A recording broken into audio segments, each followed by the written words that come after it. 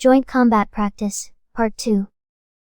I'm not sure who first coined the term butterfly effect, but the idea behind it is truly brilliant. The small wind derived from the flutter of a butterfly's wings can cross the ocean and turn into a hurricane that engulfs buildings on a distant continent. Or so the concept roughly translates. It's a phrase commonly used when talking about chaos theory and how it's nearly impossible to control the future given the numerous variables in play. They say that even the slightest deviation in an initial condition can affect entropy exponentially. There's no need to overcomplicate it.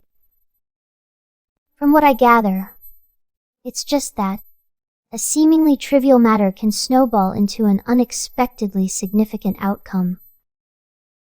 The deep point seems to be, don't try to control every little thing in the world, roughly speaking. I never dreamt that I'd truly experience the weight of that statement during this joint combat practice. Indeed, there's not a single falsehood in old sayings. One of the 3 buildings of the Student Council, Nail Hall, has traditionally served as the venue for joint combat classes. The well-maintained Colosseum-style arena and spectator seats shone, their every seat and floor scrubbed to a gleam. Even the training grounds for physical combat reflected the noble elegance expected from such prestigious school. I sat among the spectator seats, watching the simulated combat practice play out before me. This year's freshmen were literally in a war of stars. Gems that would typically be found once or twice in a year filled the grade to the brim, inevitably drawing the attention of sophomores.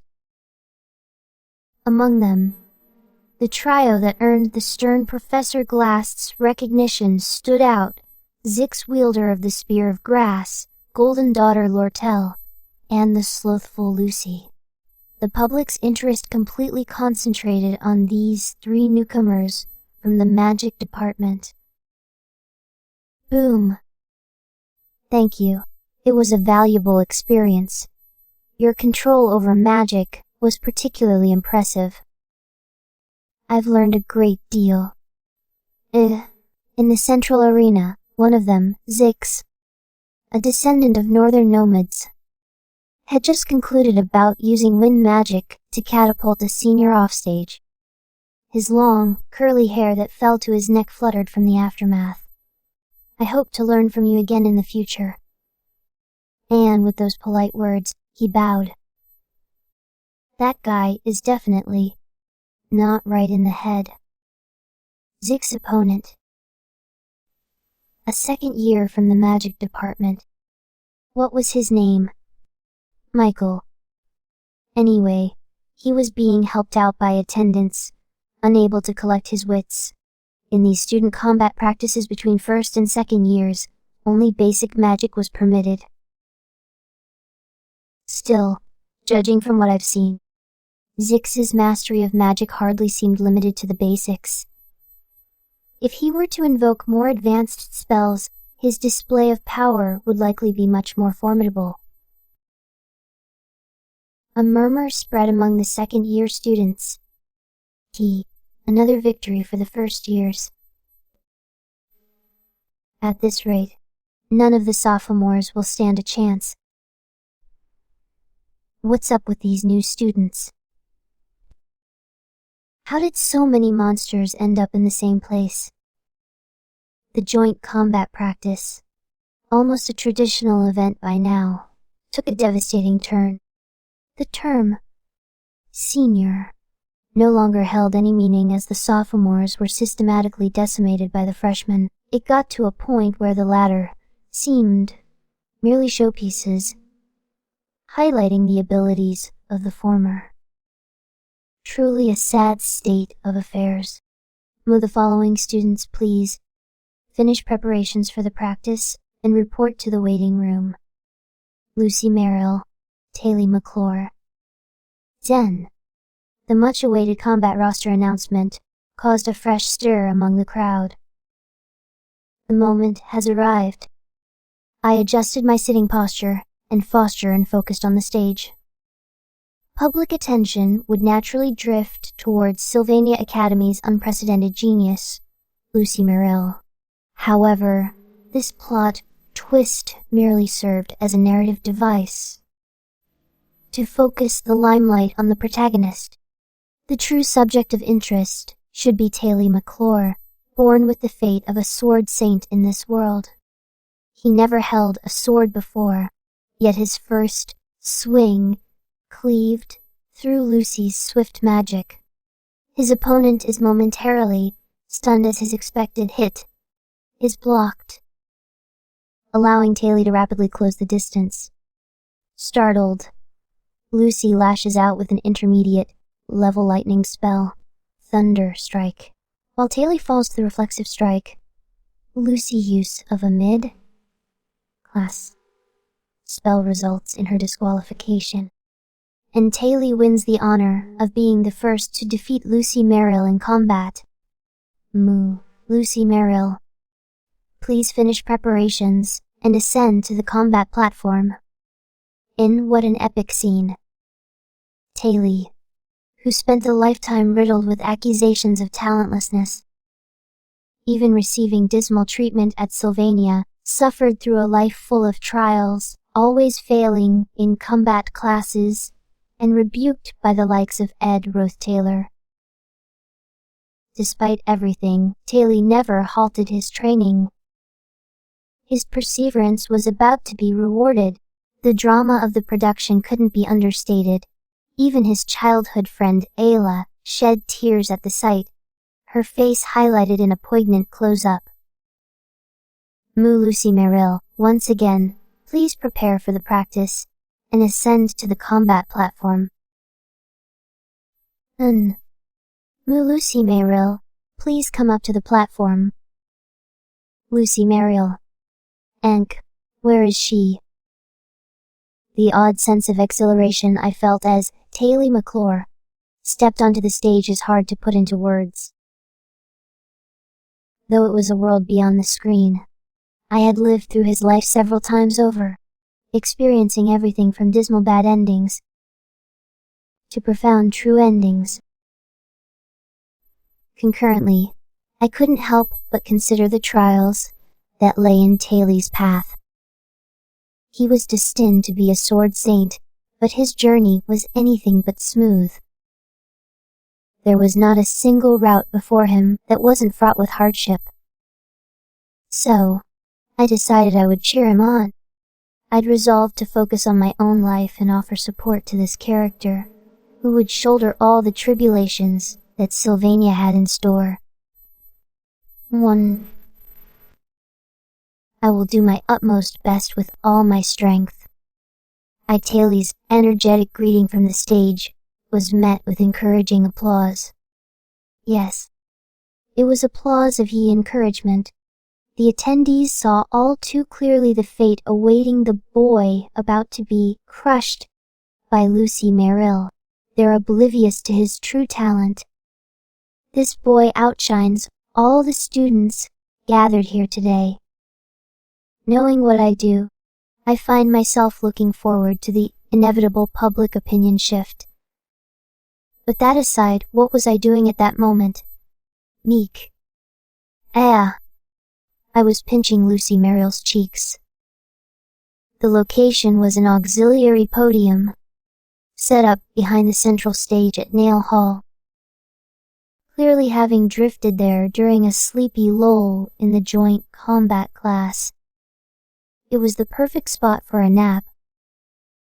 Considering it would be too conspicuous for her to exit Nail Hall, a secluded spot like the underside of an auxiliary podium would have been the obvious choice for a nap.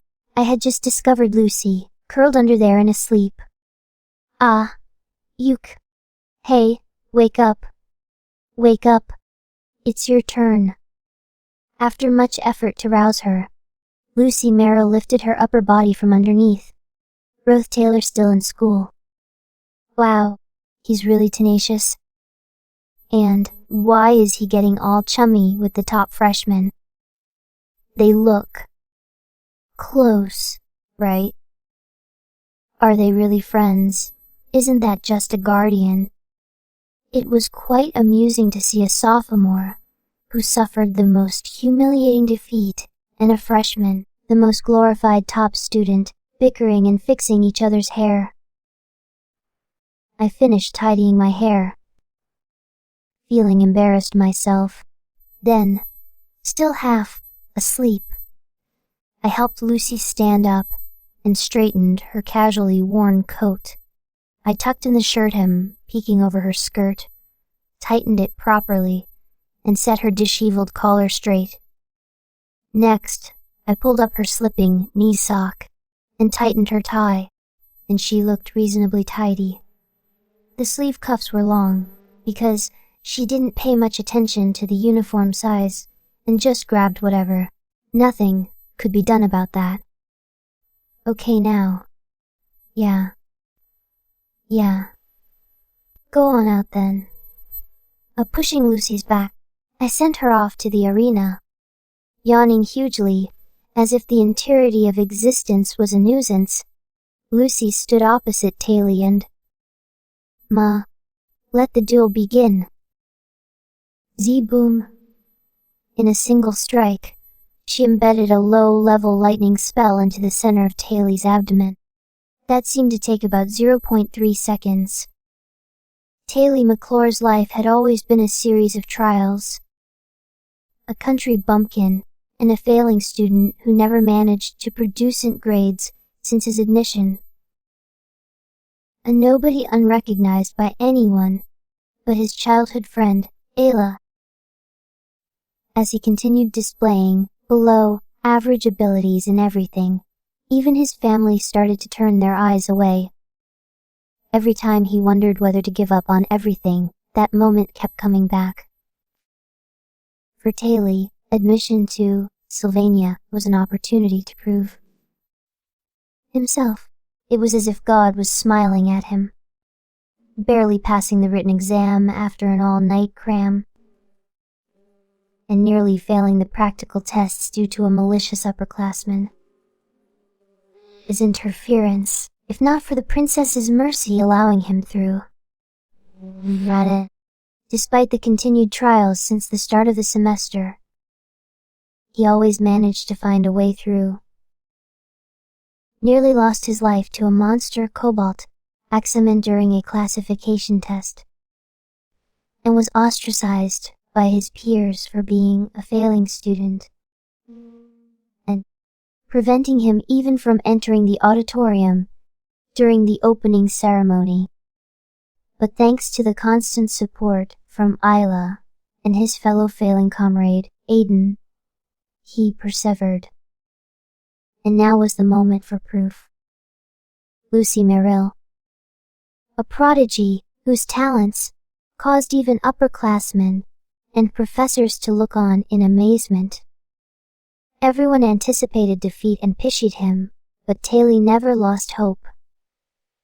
Just a few more days of effort wouldn't be enough to beat the opponent. Amidst the sneers of the students, Taylor continued to work on his martial skills through the night. Even in this seemingly hopeless moment, Taylor never stopped working towards victory. And right now, before he could react, he was struck by a lightning spell and pinned against the Arna wall. Uck. Sniff. Huh. Nonetheless, Taylor stood up again. Around him, various weapons like swords, bows, and whips lay scattered. Weapons prepared for combat students in a corner of the arena, mostly with blunted and modified edges. Taylor looked at the knuckles fitted in his hand. It was a weapon that had seen many years with him. Quietly, he removed the knuckles. A sensation as if struck by lightning crossed his mind. Among the strewn weapons, a shabby wooden sword caught his eye.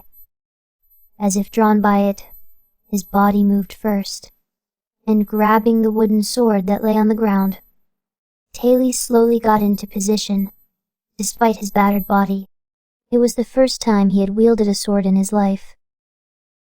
His opponent, a magician revered by all. Yet, Taili stood firmly on his two legs once more, driven by the belief of those who trusted him. Biting his teeth, he grasped the sword. He took up the sword. As I watched Taili pin down in an instant, I swallowed my breath but then clenched my fists as he lifted the sword.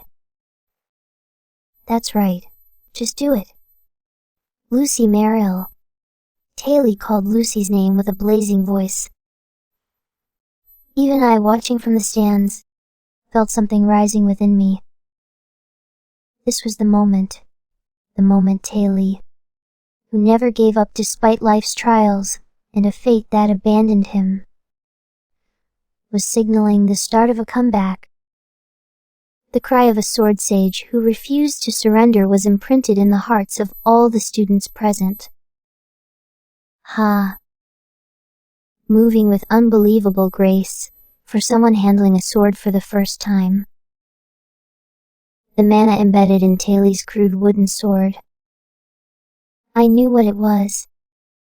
It was the aura reserved for those born with the fate of a sword sage, capable of slicing through layers of thick mana walls, as if they were paper. Spectators began to feel overwhelmed. Taili's changed presence made all students hold their breath. There was a hint of anticipation for an upset. And then an inexplicable wind blew. In a sudden gust, Taili was lifted into the air. Boom! Struck by another lightning spell, Taili was once again pinned against the wall. This time it took about 0.5 seconds. And it was a complete knockout. Smoke rose, and behind it, Taili was utterly devastated. Lucy Merrill yawned and rubbed her eyes. Good job. She descended from the stage as if she'd just finished a hideous task with a relieved expression. The audience had been utterly silent until that point. All eyes were on her, but as if it didn't matter, Lucy made her bouncy way back to me. She touched my collar with a dazed expression and started fiddling with it again. I can't have my jerky now. And then I realized the wind magic Lucy had used during the duel might look like basic wind magic, but she didn't perform it herself. I recognized the spell, designed to disrupt an opponent's movement and create an opening by destabilizing balance. Higher Wind Spirit, Merilda's contract skill that you can learn, Blessing of the Gaeli, was in action. It wasn't for long, just a few days. Always napping with a nonchalant look, and just incidentally formed a contract with a High Wind Spirit in the process. Originally, Merilda and Lucy weren't related in the scenarios. Their paths didn't cross. Lucy hardly ever had a reason to be in the Northern Forest, which is why. But recently, because of my camp situation, they probably connected. Hence, Lucy was now unnecessarily stronger with Merilda's blessing. No matter what, no one could have imagined a contract with a High Wind Spirit in just a few days. I glanced over at Taili. Dropping the sword, he sat down with his head bowed. The usual lively spark in his eyes was gone. Incredible talent gaps are like violence. Once you experience that vast wall, the spirit breaks in an instant. This is serious. I quickly stood up. I couldn't just leave him like that. I pushed aside the clinging Lucy and walked toward Taili, who was despairingly descending from the stage. Mo. Next in combat training. Ed Rothtaylor and the revered Princess Phinia Elias Chloral, please. Despite my name being called out, I saw Princess Phinia tidy her appearance in the stands and stand up. As I crossed paths with the princess on my way to the arena, her gaze turned aggressive upon seeing me. Her hostility towards me was nothing new. From the princess' perspective, she seemed pretty determined about something, but at that moment, Princess Phinia was not my concern. Ed Rothtaylor, you were that one. Before the princess could finish talking, I walked right past her. Taylor would exit completely. If I just stood there, ignoring a princess might be outrageous, but at least in this hall of learning where verted precedes social status, I wouldn't be executed. Right now, something much more important was at hand. Stunned by being utterly ignored, the princess watched as I shouted clearly at the vanishing Taylor amidst the crowd. Hey, Taylor. Whether this was meaningful or not, I wasn't sure, but it was better than standing idle. Your efforts will be rewarded. Don't lose heart. Hey. Straighten up. You have nothing to be ashamed of. If Taylor's spirit broke and he was consumed by despair, I'd likely end up suffering for it. I couldn't just let things be.